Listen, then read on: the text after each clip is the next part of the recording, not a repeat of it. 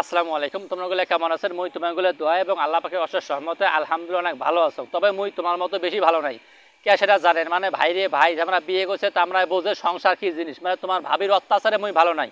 আচ্ছা, এই দেহ তো মোর হাতের মধ্যে দেখো 2 লিটার একটা দুধের বোতল। এই যে বোতলটা নিয়ে যে মুই আজকে আসছো তোমার সামনে, মুই কিছু কথা খাওয়ার জন্য আসছো। বোতল কোনো আড়ে থাই। আচ্ছা দেখো, তোমার ভাবি মোক এখন কালকে কইছে যে তুমি বাজারে যা মিমির জন্য দুধ নিয়ে এসো। তোমরা তো জানেন আমার বাড়ির মধ্যে বিড়াল আছে, মানে কি নাম ওর মিমি। এখন এ হচ্ছে দুধ খায়, সব মাসে অনেক দুধ লাগে, সেজন্য ওর দুধ শেষ হয়েছে। এই জন্য দুধ তোমার ভাবি করছে কি বাজার থেকে নিয়ে এসো। আচ্ছা, মুই বাজার থেকে দুধ নিয়ে আসছো। এখন দুধ নিয়ে আসিয়ে তোমার ভাবি এত জাল দেয়। অন্যান্য দিন যে দুধ নিয়ে আসো সেই দুধগুলো অনেক ভালো থাকে, মানে জাল দিলে ভারী হয় বা অনেক ভারী দুধ। আর এবার এমন দুধ নিয়ে আসছো রে ভাই, তোমার ভাবি এত জাল দেয়, মানে সারাদিনে জাল দিলেও দুধ আর ভারী হয় না, মানে এত পাতলার পাতলা। আচ্ছা, আমরা এই দুধ বিক্রি করে এমন মুই জানো যার কাছ থেকে দুধ নিছ, এটা কিন্তু পরিচিত লোকের কাছে মুই দুধ নিছ।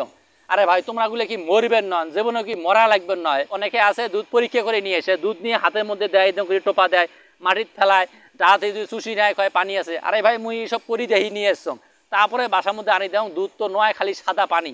মানে 1 পোয়া দুধের মধ্যে মনে হয় 1.5 পোয়া পানি দিছে, বা অথবা হাফ কেজি পানি দিয়ে দুধ বেচা ধরিয়েছে। পরে মুই ভাবছং যেহেতু পরিচিত লোক, অবশ্যই তাহলে মুখ ঠকবার নয়, এই জন্য পরিচিত লোকের কাছে মুই 2 কেজি দুধ নিয়ে আসছং। এখন দেখো যে দুধের অবস্থা।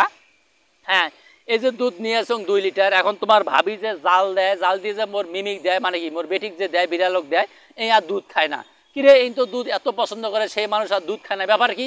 পরে তোমার ভাবি মুখ ভালো করিয়ে দেখবে, কয় দুধগুলো দেহ তো, তুমি লেখি দুধ নিয়ে আসছো না শুধু পানি কিনে নিয়ে আসছো।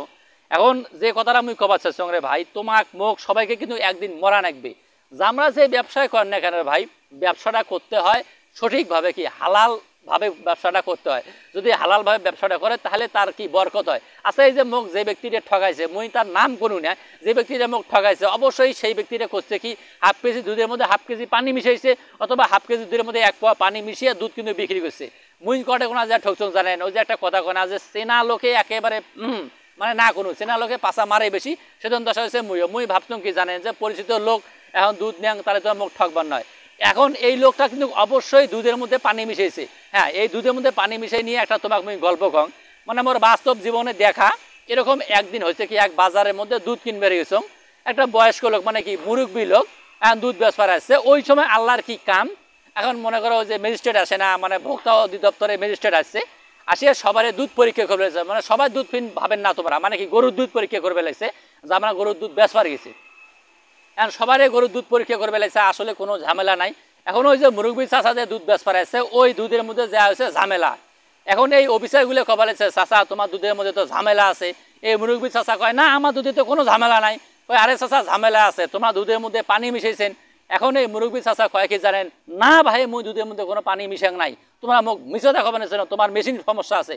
কয় মুই দুধের মধ্যে তো পানি মিশাং নাই, পানির মধ্যে দুধ মিশাইছং। আচ্ছা, তোমরা গুলো কম তো এই মুরব্বী চাষার সাথে কাইও পাইবে। আচ্ছা, এই যে মুরব্বী চাষা যে একে পানির মধ্যে দুধ মিশিয়ে নিয়ে আসছে বেচবার জন্য, আচ্ছা কি ওই চাষা মরবেন নয়? এই যে যারা কিনছে এই দুধগুলো, আচ্ছা এতদিন যে করিয়াছে এই ব্যবসাটা, আচ্ছা মানুষকে ঠগাই নাই? আচ্ছা, মানুষকে কি কাইও কাকু ঠগিয়া কি জীবনে বড় লোক হবার পাইছে? তোমরা এখন তো যাই হোক, এই দুধ নিয়ে আসিয়ে তোমার ভাবির সাথে মোর অনেক কাজিয়ে ঝগড়া, অনেক ঝামেলা। এই দেখো মোর বিড়ালের জন্য, মানে কি এই যে বেটির জন্য দুধ নিয়ে এসছ, এখন দেখো টপায় টপায় দুধ পড়ে, মানে কোনো ইয়ে নাই। সেই দুধ নিয়ে আসিয়া তোমার ভাবির কাছে তো গালি খাবার নেছ না খাবার নেছ। এখন দেখো পরে তোমার ভাবি যখন মোক গালি পড়া শুরু করছো, তখন মুই চিন্তা করছো, আরে ভাই মনে মনে তুই কেরে বাজার গেলু না? যদি তোমার ভাবি কোনোদিনও বাজার যায় ভুল করে এরকম দুধ কিনে নিয়ে আসিল হয়, তাহলে তো মুই একেবারে গালি পারি শ্বাস করে ফেলেন হয়। কিন্তু সবাইরে তো বেডি ছোয়ার বাজারও যায় না রে ভাই। ওরকম তোমার ভাবি তো আর সব সময় বাজারও যায় না, বা দুধ কিনবে যে যাবে এইটাও না। এরপর তোমার ভাবি কয় মোক যে তুমি কি চা আমি বাজারে যাই হাজার মানুষের সামনে দুধ কিনে নিয়ে আসি? পরে মুই কইছং না রে ভাই, দরকার নাই। মুই ঠকছং, অর্থাৎ কি যে কোনো জিনিস ঠগার পরে শেখা নাগে নাকি? মুই যে ব্যক্তির কাছে দুধ নিয়ে আসং, আচ্ছা দিন দিতে কি মুই ওই ব্যক্তির কাছে আরো দুধ নেম?